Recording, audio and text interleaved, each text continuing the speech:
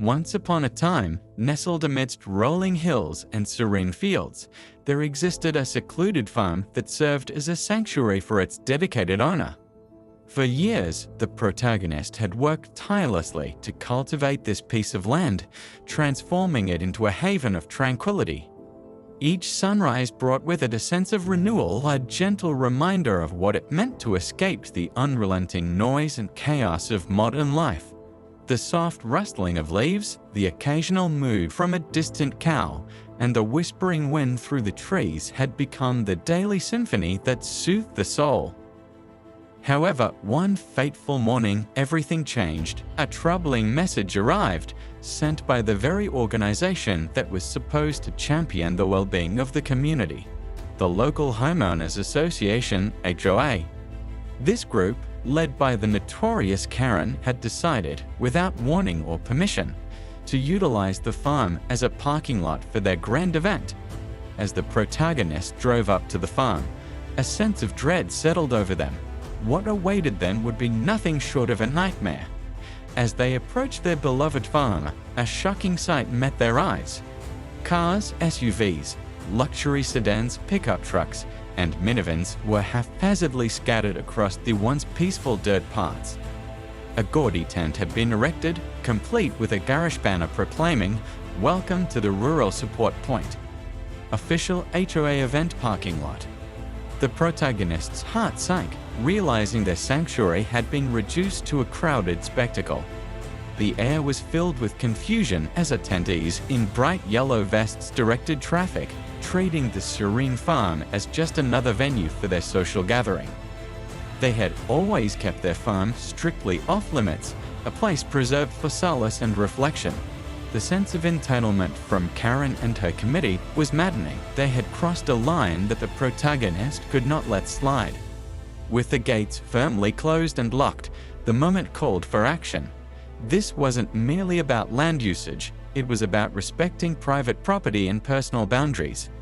Karen, with her air of superiority, had long been known for her overbearing attitude. Her communications dripped with passive aggressiveness, disguised as invitations to foster community spirit. Yet this time she had miscalculated severely, treating the protagonist's land not as a cherished sanctuary but as a casual resource to exploit. When she arrived to oversee the parking lot setup, her condescending demeanor only fueled the protagonist's growing resolve to fight back. "Shouldn't you be grateful we're using your land?" she had said smugly, an insufferable look on her face, completely unbothered by the violation of another person's space. To her, it seemed an act of benevolence. To the protagonist, it was a direct assault on everything they held dear. This was not merely an administrative error, it was an affront to their years of hard work and devotion. Constructing what they believed was an unstoppable momentum, the protagonist transformed their anger into decisive action. They called the farm's janitor, giving instructions to check the locks and reinforce the premises' security systems. It was time for a lockdown, ensuring that no one would have access to their sanctuary, not even the very people who thought they could commandeer it.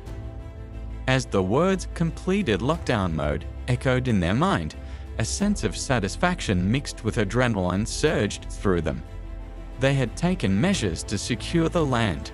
Meanwhile, unbeknownst to Karen, who was directing traffic with misplaced confidence, an atmosphere of tension began to permeate the air. The attendees, having been missiled and left unattended, started to sense that they were trapped within the confines of the protagonist's property. The sun beat down mercilessly as frustration simmered. Children began to cry, frustrated parents struggled to soothe them, and the elderly attendees pressed against the heat. Each passing hour deepened the discomfort, and the once excited middle-class homeowners found themselves resentful and irritated. They had expected a festive event, not confinement. Karen's initial plan had deteriorated into a burgeoning crisis. As the day turned into night, Karen's attempts to retain her authority began to unravel, her voice growing increasingly frantic and desperate. She could not reach the protagonist to negotiate, nor could she enlist help from the janitor who had left for the day. Panic bubbled within her as her well-crafted facade of control slipped from her grasp. The initial excitement of the event had morphed into an extraordinary disaster.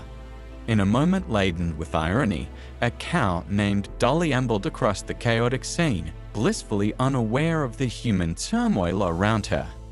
The stark contrast between Dolly's calm demeanor and the frantic situation only served to underscore the absurdity of Karen's miscalculation.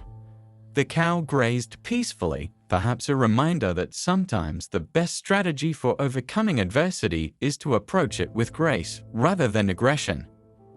As night descended, the heat and frustration evolved into a sharp sense of rebellion.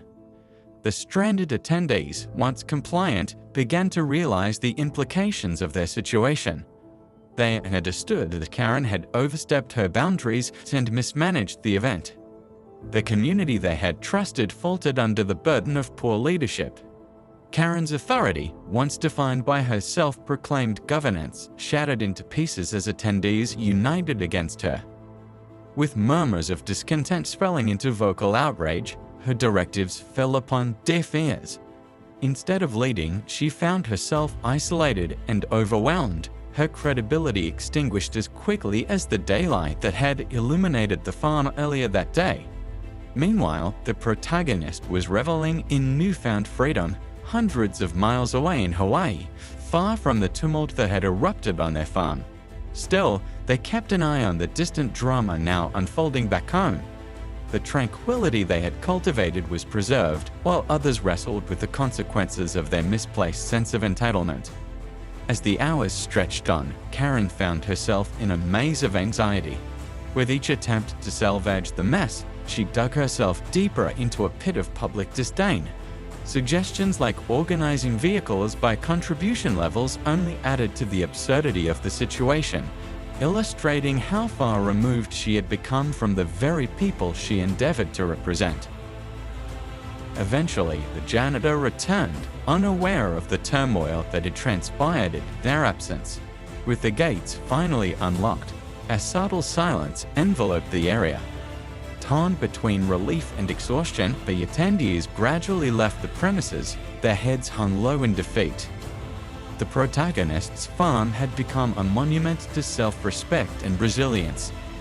As they finally departed, only remnants of chaos lingered, scattered trash, weary faces, and Karen's shattered reputation. The lesson had been learned.